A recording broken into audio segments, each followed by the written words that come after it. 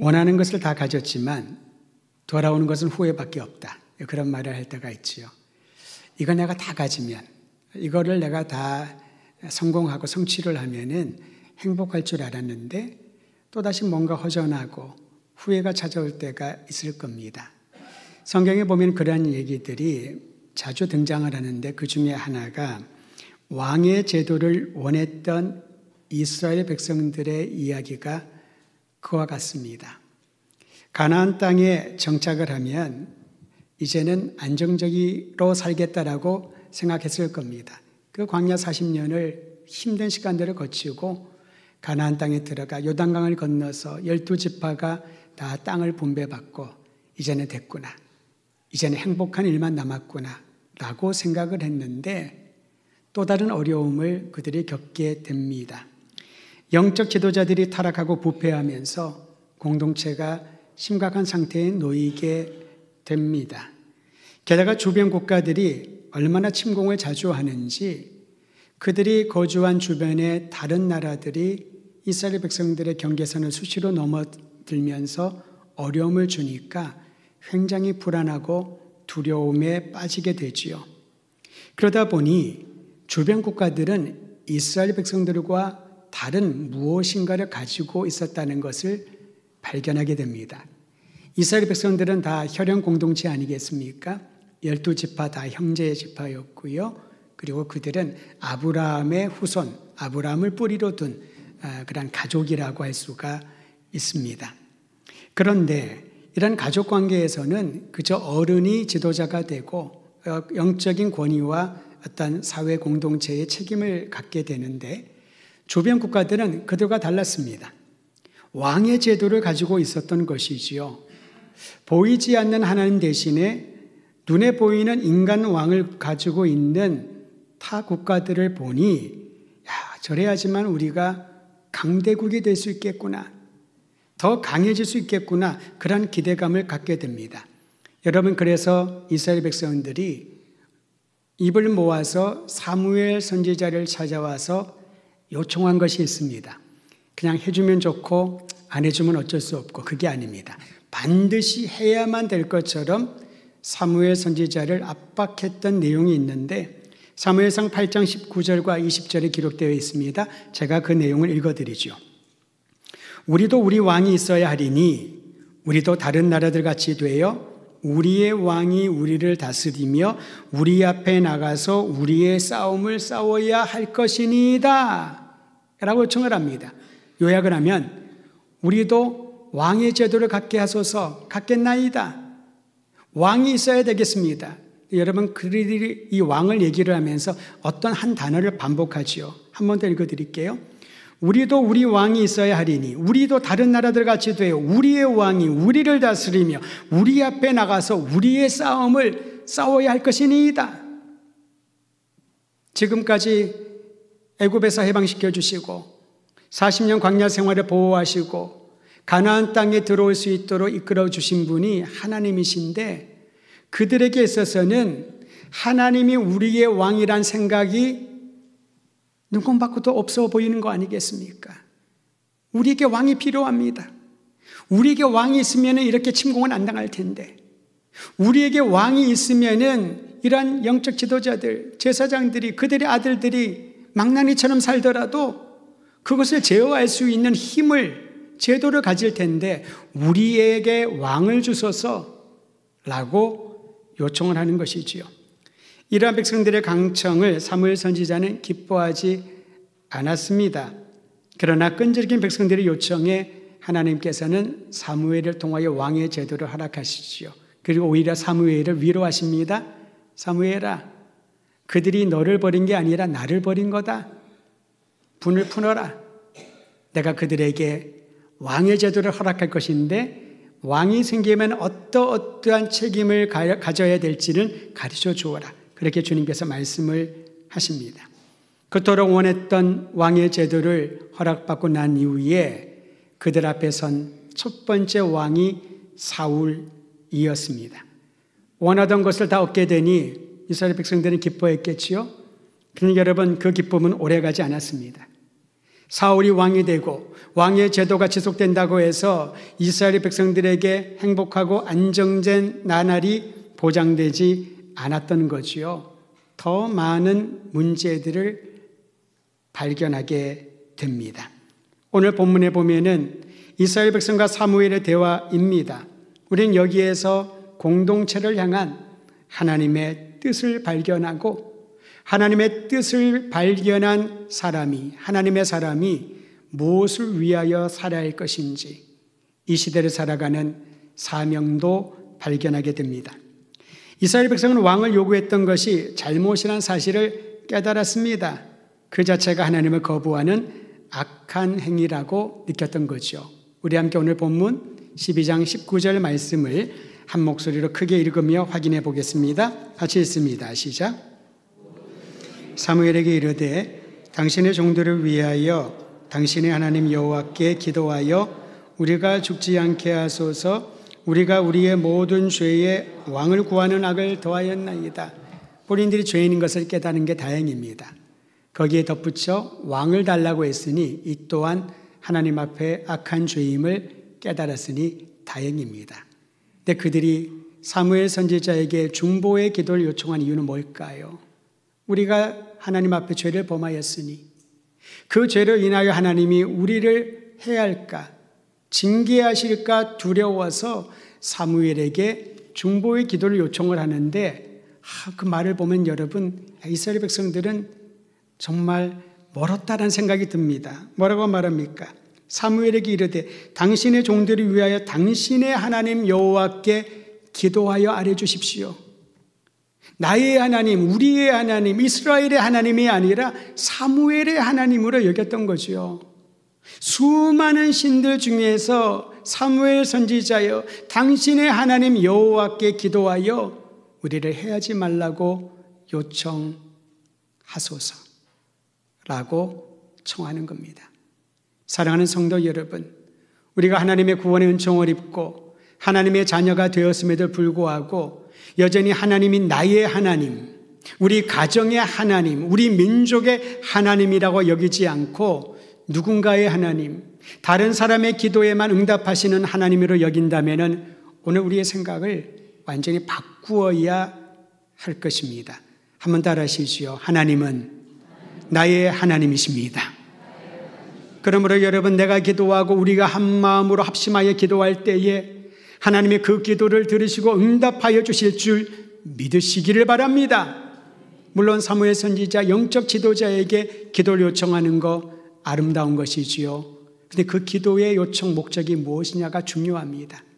내가 해를 입지 않으려고, 내가 징계받지 않으려고 두려움과 무서움에 하나님 앞에 기도한다면은 하나님을 몰라도 너무 몰랐던 것이지요. 사무엘은 이처럼 중보의 기도를 청하는 백성들에게 확실한 결단을 요청을 했습니다. 그래, 내가 당연히 기도하겠지만은 너희들도 결단해야 된다라는 겁니다. 사무엘상 12장 20절에 백성들이 해야 될 결단에 대하여 기록하고 있으니 20절도 우리 한 목소리로 읽겠습니다. 20절입니다. 시작. 사무엘이 백성에게 이르되 두려워하지 말라. 너희가 과연 이 모든 악을 행하였으나 여호와를 따르는 데서 돌아서지 말고 오직 너희의 마음을 다하여 여호와를 섬기라. 복잡한 것을 요구한 게 아니었습니다. 어렵고 힘든 것을 강요한 것도 아니었습니다. 여호와 하나님을 떠나지 말아라. 그리고 마음을 다하여 전심전력하여 그분을 섬기라. 여러분, 여기서 섬기다라고 하는 것은요, 크게 두 가지 뜻이 있습니다. 일하다, 경작하다 그런 뜻도 있고요, 섬긴다, 일을 하는 거죠. 두 번째 뜻은 예배를 드린다는 뜻이 있습니다. 여호와 하나님만을 섬기라. 그분의 영광을 위하여 일하라. 동시에 하나님만을 예배하라. 다른 신들에게로 눈을 돌리지 말아라. 여호와 하나님을 떠나지 말아라. 안정됐고 편안하다라고 그 심취되어 있지 말고 어떤 상황 가운데 있든지 하나님만을 따르고 하나님만 예배하는 참된 예배자가 되어라. 결단하라라는 거지요. 당신 하나님께 기도하여 우리가 해를 입지 않게 하소서라고 요청했는데 사무엘은 그 생각을 바꾸어 주기를 원했던 겁니다. 두려워하지 마십시오. 걱정하지 마십시오. 대신에 하나님을 떠나지 말고 그분을 예배하는 백성이 되십시오. 예배가 이렇게 중요한 것입니다. 왜냐하면 이러한 참된 예배는 누가 드릴 수 있냐면요, 하나님과 사랑과 신뢰의 관계가 있는 사람들만이 예배를 드릴 수 있습니다. 끌려와서 예배를 한 번 정도 참여는 할 수 있겠지요. 그러나 예배는 하나님을 만나는 시간입니다. 하나님 앞으로 나아가는 시간이지요. 하나님 앞에 나의 모든 죄를 자복하고 주님의 은혜로 다시 일어나는 그러한 회복의 시간이 예배의 시간입니다. 그래서 예배 드리기 전에, 예배당에 들어오기 전에 힘들고 지치고 공고하고 걱정, 근심, 투성이었던 분들이 예배를 드리면서 그 모든 걱정 뭉터기를 주님께서 소멸시켜 주시고 용기와 힘과 가야 할 길을 보여주시는 주님의 손길을 경험하는 것, 사모하는 것, 그것이 예배인 줄 믿으시기를 바랍니다. 다음으로 두 번째 요청을 합니다. 결단을 요청을 합니다. 사무엘상 12장 21절에 기록되어 있는데 요약을 하면 헛된 우상들을 따르지 말라라고 결단을 요청을 합니다. 그러나 가나안 땅에 정착을 해서 그들이 얼마나 이런저런 문화라는 이름으로 사람들의 그냥 삶의 방식이라는 이름으로 우상들을 자연스럽게 접하게 되죠. 여러분, 이슬비 옷이 젖는다고요? 우상의 문화에 자꾸 접하고 접촉을 하다 보면 자신도 모르게 생각과 마음이, 행동이 스며들고 변하는 것들을 보게 됩니다. 헛된 우상들을 따르지 말라고. 오늘 말씀 21절에 보면요, 우상에 대하여 어떻게 정의를 내리고 있냐면은 유익하게도 못하고 구원하지도 못하는 헛된 것들, 이게 우상이라는 겁니다. 다만 사람들이 지푸라기라도 잡는 심정으로 도움을 청하고 또 다른 우상에게, 다른 신들에게 도움을 청하면서 이리저리 움직이는데 헛된 것들, 그게 우상이라고 말하는 거죠. 그러니까 하나님의 백성이라면은 우상을 섬기지 말아라. 너를 위하여 신상을 조각하지 말아라. 그것들은 헛된 것들이다. 그 헛된 것들 이면에 악한 영들이 조종을 하고 있으니 우상을 제거하라고 명하고 있으신 겁니다. 그런데 여러분, 우리 시대의 우상들은 형상을 지닌 고전적인 우상과는 좀 다른 형태로 접근을 합니다. 고전적인 우상은 무엇입니까? 형태가 있지요. 동물의 형상을 하기도 있고 사람의 형상을 하기도 하고 손이 몇 개, 10개 이상 되는 그런 손을 가진 그런 형상을 가진 우상들도 있고요. 다양한 형상을 가지고 있습니다만은 오늘날 우리 시대의 우상은요, 보이지는 않지만은 우리의 정신과 영혼에 지배하고자 하는 그런 우상으로 등장을 합니다. 예를 들면요, 비전으로 포장한 야망의 우상이라는 게 있습니다. 비전은 무엇입니까? 하나님이 주신 것이고 너무 아름다운 단어 아닌가요? 근데 비전을 얘기를 하는데 누가 봐도 자기가 하고 싶은 야망인 거지요. 내가 죽기 전에 내 생애에 무엇인가 이루고 싶은 야망, 성취하고 싶은 목표, 그걸 위해서 사람들을 희생시키고 사람들을 가스라이팅하고, 이게 바로 이러한 형태로 우상으로 다가온다는 겁니다. 돈과 권력과 명예의 우상, 너무나도 익숙하지만은 여전히 지금도 많은 사람들이 사로잡힌 그러한 힘이 바로 돈과 권력과 명예, 성적인 타락 아니겠습니까? 돈 필요합니다. 권력도 있어야 됩니다. 그래 질서를 잡고 체계를 잡으니까요. 명예도 있어야 됩니다. 귀히 여기고 어른들을 존중하고 귀한 일 한 분들을 우리가 높여주는 것, 굉장히 아름다운 일 아니겠습니까? 하나님이 주신 성은 참으로 아름답습니다. 그런데 문제는요, 이것을 탐닉하게 만드는 거지요. 거기에 지배를 당하는 것입니다. 돈이 없으면 살 수 없고, 명예가 없으면 살 의미를 찾지 못하고, 권력이 없으면 내 인생은 끝난 것 같고, 이것이 바로 다른 형태의 우상이라는 거죠.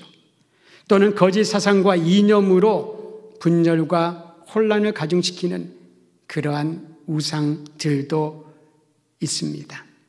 사랑하는 성도 여러분, 자신의 이익을 위하고 사람을 기쁘게 하는 것을 목적으로 삼는 이들을 경계해야 합니다. 성경은 이러한 이들을 하나님의 이름을 내세워 헛된 것을 제시하는 거짓 선지자라고 칭합니다. 그러니까 우리 시대에는 선지자의 모습으로 거룩하고 나라와 민족과 후대들의 미래를 위한다는 명목으로 거짓된 것들로 사람들을 분열시키고 혼란에 빠지게 만드는 그러한 접근들, 우상들이 있다라는 것이죠. 예레미야서 14장 14절 보면 참 선지자와 거짓 선지자에 대하여 너무나도 명확하게 말씀한 구절이 있습니다. 외우기도 쉽지요. 예레미야 14장 14절 제가 읽어드립니다. 여호와께서 내게 이르시되 선지자들이 내 이름으로 거짓 예언을 하도다. 나는 그들을 보내지 아니하였고 그들에게 명령하거나 이르지 아니하였거늘 그들이 거짓 계시와 점술과 헛된 것과 자기 마음의 거짓으로 너희에게 예언하도다. 일단은 하나님이 보내지 않으셨어요. 하나님의 이름을 이용하는 거죠. 성경을 이용을 합니다. 그리고 거짓 계시와 점술과, 여러분 분별을 해야 됩니다. 어떤 형태의 점술과 무속은요, 기독교 신앙과 접촉점이 있을 수가 없습니다. 헛된 것과 자기 마음에 생각나는 대로 예언을 하는데 사람들은 분별을 하지 못합니다. 어떻게 분별해야 될까요? 말과 행동을 보면 압니다. 말과 행동이 다르거나 그들의 삶의 열매를 보면 압니다. 그 삶의 열매가 하나님의 영광을 드러내는가, 자기 이름을 높여주는가. 자, 정확하게 기억은 안 납니다만은 오래전에 무슨 아이돌 그룹을 뽑는 그러한 경연대회가 있었는데 얼핏 들은 얘기예요. 그 노래가 오늘의 주인공은 나야 나. 나에게 조명해달라는 거죠. 우리 시대 현상입니다. 실제로 그렇죠. 연예인들이, 아이돌 그룹이 그 경쟁에서 1등을 하면은 부각되고요. 최소한 3등 안에 들어야 되고요. 10명 안에 들어야 뭐라도 팀을 만들든지 활동할 수가 있는 그런 거죠. 근데 그 노래 누가 지었는지 모르겠지만은 정확한 우리 세태를 보여준다라고 보여집니다. 교회는 그렇지 않은가? 신앙인들은 그렇지 않은가? 교회 안에서 주인공은 나여야만 되고 우리 어떤 공동체에서 모든 사람들이 나에게 집중하고 조명해야지만 내가 뭔가 했다라는, 성경은 뭘 말합니까? 익명을 말하지 않습니까? 잠잠하라고 말하지 않나요? 주님이신 예수께서는 오히려 공개적으로 말씀하십니다. 제자들에게 듣고 전하라고. 나는 섬김을 받으러 온 게 아니다. 나는 주인공이 되려고 온 게 아니다. 나는 너희를 살리기 위하여, 즉 너희가 주인공이다. 죄인들이 주인공이래요. 세리들이, 창기들이, 사람들이 비난하는 소외된 이들이 주인공이랍니다. 내가 너희를 살리기 위하여, 주인공 되게 하기 위하여 섬기러 왔노라. 이 말씀을 제자들에게 하신 거지요. 교회를 통하여 하신 말씀입니다. 침묵하여라. 잠잠하여라. 주인공이 되지 말아라. 겸손한 종이 되어라. 예수님이 우리에게 보여주신 것처럼. 그런데 이것을 말하지 않는다면 분별을 할 수 있지 않겠습니까? 헛된 우상들을 따르지 말라. 왕의 제도가 있어야 우리가 부강할 것이라고 그러한 헛된 생각에 사로잡히지 말라. 결단하라. 이스라엘 백성들에게 사무엘 선지자가 요청을 합니다. 그리고 이어진 사무엘 선지자의 말에서 하나님이 주시는 희망을 가슴에 품게 됩니다. 22절입니다. 이 말씀 읽으면서 여러분 마음에 꼭 새겨두시길 바라요. 22절 같이 읽겠습니다. 시작. 여호와께서는 너희를 자기 백성으로 삼으신 것을 기뻐하셨으므로 여호와께서는 그의 크신 이름을 위해서라도 자기 백성을 버리지 아니하실 것이요. 우리 모두를 향한 희망의 말씀인 줄 믿음으로 선포하시길 바랍니다. 우리 민족이 걸어온 5,000년의 역사를 돌아보면 고난의 연속이었습니다. 우리 선조들은 평화를 사랑해왔습니다. 여러분, 다른 나라를 침공하여 땅을 확장하고 세계를 제패하자, 그런 생각을 우리 선조들은 하지 않았습니다. 그럼에도 불구하고 외적들이 얼마나 자주 침입을 하는지, 외적들의 숱한 침입으로 인하여 고초를 많이 겪었습니다. 근대에 들어와서도 일제에 의해 35년 동안 주권을 잃은 고통을 견뎌야만 했습니다. 해방이 되고 이제는 참된 평화와 안정이 한반도에 올 줄 알았는데 이념과 체제의 부딪힘으로 동족 상전의 아픔을 또다시 겪어야 했고, 그로 인해 아직까지 세계 유일의 분단 국가가 한반도에 있지 않습니까? 고난의 연속입니다. 심각한 경제적 타격으로 국가 부도 상태를 경험하기도 했습니다. 여러분, 이 정도 되면은 나라가 없어져도 사람들이 그렇게 생각하지 않을 거예요. 이렇게 고초를 당하면은 사람들이 부정적이고 아주 좌절감이 사로잡혀 패배의식에 사로잡혀서 아무것도 안 하는 그런 사람이 되어도 누가 뭐라고 않을 거예요. 이렇게 힘들었으니, 이렇게 어려웠으니 어느 정도 수긍하지 않을까요? 그런데 놀랍게도 이러한 숱한 위기 가운데서도 우리는 다시 일어납니다. 다시 희망을 품습니다. 열심히 해보자고, 같이 나가자고, 힘을 합치자고 외칩니다. 어떻게 가능할까요? 물론 의지는 중요하지만 누군가의 도움이 없다면 어떻게 이 환난의 시기를 견디며 지금까지 올 수 있었을까요? 하나님께서 도우셨기에, 하나님이 우리를 택하여 은혜를 베풀어 주셨기 때문에 우리나라를, 우리 민족을 지금까지 보존해 주신 줄 믿으시기를 바랍니다. 여러분, 사람마다 다른 감정이 있겠습니다만은 애국가를 부를 때 그 구절을 여러분 그냥 부를 수는 없지 않을까 싶어요. 하나님이 보호하시다. 하나님이 우리 민족을 보호하셨다. 오늘 말씀은 그렇게 기록합니다. 여호와께서 너희를 자기 백성으로 삼으신 것을 기뻐하셨다. 우리에게 그대로 적용하면 하나님께서 우리 민족을, 대한민국을 자기 백성 삼으신 것을 기뻐하셨기 때문에 환난의 순간에도 주님은 결코 우리를 잊어버리거나 버리지 않으신 줄 믿으시기를 바랍니다. 우리가 탁월해서가 아니랍니다. 하나님이 우리를 자기 백성 삼으셨기에, 하나님의 거룩한 당신의 이름을 위해서라도 택한 백성을 절대로 버리지 않는다는 희망을 가지고 모든 염려와 걱정들을 주님 앞에 내려놓으시기를 바랍니다. 이어서 사무엘은 온 백성을 위해 자신이 할 일을 약조했습니다. 이때가 여러분 사무엘이 혈기왕성한 젊은 시절의 시기가 아니었거든요. 이제는 본인은 원치 않았지만 하나님이 허락하셨기에 했지요. 왕을 세웁니다. 사울에게 기름 부어 왕을 세우고요. 자신의 사역은 이제는 마무리 단계라고 할 수 있는 유언과 같은 말인데, 이 사무엘의 말을 보면요, 마지막 말 유언이라고 여기기에는 너무나도 그 내용이 생기가 있고 힘이 있고 미래지향적인 말을 남겼습니다.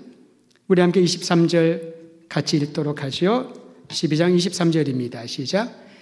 나는 너희를 위하여 기도하기를 쉬는 죄를 여호와 앞에 결단코 범하지 아니하고 선하고 의로운 길을 너희에게 가르칠 것인즉. 사무엘은 두 가지를 자신이 하겠다라고 약조를 합니다. 이 두 가지는요, 사무엘이 할 일뿐만 아니라 교회와 그리스도인들이 해야 될 일이라고 저는 적용합니다. 첫 번째는 뭘까요? 사무엘은 백성들을 위하여 기도하기를 쉬지 않겠다라고 말합니다. 거기에 머물지 않고 기도하지 않으면 그 자체가 하나님 앞에 죄 짓는 것이라고 선언하지요. 사랑하는 성도 여러분, 기도가 중요한 건 다 압니다. 기도해야지라는 생각도 항상 하고 있습니다. 근데 기도하기를 쉬고 있다면, 기도를 멈추고 있다면, 오늘 말씀에 그대로 의거하면 하나님 앞에 죄스러운 삶이라는 거지요. 물론 시간을 정하고 장소를 정하여 기도하는 거 중요합니다. 근데 성경을 보면 여러분 쉬지 말고 기도하라고 하지 않습니까? 데살로니가전서 기억하시죠? 항상 기뻐하라. 쉬지 말고 기도하라. 범사에 감사하라. 그 다음이 또 중요합니다. 이것이 너희를 향한 하나님의 뜻이니라. 하나님의 뜻을 실천하기를 원하는데 무엇이 하나님의 뜻일까요? 항상 기뻐하라. 기뻐할 수 없는 상황에서도 쉬지 말고 기도하라. 기도를 쉬는 것은 하나님 앞에 죄니까. 범사에 감사하라. 모든 이들 먹을 것들이 넉넉지 않고 수많은 위기들이 찾아올더라도 그 순간에 하나님께 감사하는 이들을 통하여 주님의 뜻이 드러난다는 거지요. 그러면 교회는 그러한가? 우리 그리스도인들은 그러한가? 정말 쉬지 않고 기도하고 있는가? 아니면 기도해야 됐었는데라고 하는 항상 과거에 머물러서 기도하지 않고 있는 자신의 상황을 합리화시키고 있는 것은 아닌가? 지난주 초에 피지에서 사역하고 있는 친구 선교사 부부가 한국에 왔습니다. 온 김에 가기 전에 한번 보고 가겠다고 연락이 왔습니다. 또 다른 친구 부부가 자운교회, 자운대, 남편이 군인이었기 때문에 그래서 자운교회에 있어서 거기서 만나기로 했어요. 제가 대전에 그래도 좀 살았는데 처음 가봤습니다. 자운교회 옆에 가니까 소나무도 있고요. 거기 그냥 아무나 와도 된대요. 그래서 뭐 소풍도 오고 나중에 기회 있으면은 가신 분도 있겠지만은 너무 소나무가 멋있고 그렇더라고요. 그래서 예배당을 딱 들어갔는데 제가 생각했던 것보다 자운교회가 예배당이 크더군요. 거기 목사님은 2년 정도마다 바뀝니다. 군은 명령에 의해서 군복이 가야 되는 거니까. 그래서 이런저런 얘기를 하다가 제가 물어봤죠. 특세를 하고 난 다음이니까 특별 새벽기도가 잘 끝났냐고. 잘 끝났대요. 그래서 여기에 새벽기도회는 어떻게 많이 나와서 기도하시나요? 얘기를 하는데 제가 좀 충격을 받았어요. 그 교인들 중에서 6분의 1이면 몇 명쯤 될까요? 전체 예배 출석하는 사람들의 6분의 1 정도가 새벽기도 나온대요. 사실 들어갈 때 딱 표가 붙었는데 군선교의 요람. 군선교회 된다고 우리 사회 민간교회들이 얼마나 기도하면서 지원도 하고 하잖아요. 근데 진짜 들어가 보니까 그분들이 군선교를 하고 있는 거예요. 새벽마다. 특세 때 얘기하는 게 아닙니다. 평소에 말하는 거죠. 출석하는 사람들의, 물론 그들의 현역 구인도 있고 예편한 분들도 많고 전역한 분들도 많고 일반 분들이 거기까지 가지는 않겠지요. 관련된 분들이 가겠지요. 가슴이 뜨거워졌습니다. 야, 우리나라 군선교회에 희망이 있구나. 기도하는 사람들이 있구나. 깨어서 기도하는구나. 저를 돌아보게 됩니다. 우리를 돌아보게 됩니다. 기도해야 되는데, 기도해야 되는데. 사랑하는 성도 여러분, 사무엘이 이 말을 남겼을 때는 그는 요령의 시간이라고 했습니다. 기도하는 하나님의 사람을 보고 많은 사람들이 도전받지 않을까요? 저 고령의 선지자가 우리를 위하여 기도하고 있는데 우리가 정신을 바짝 차려야지.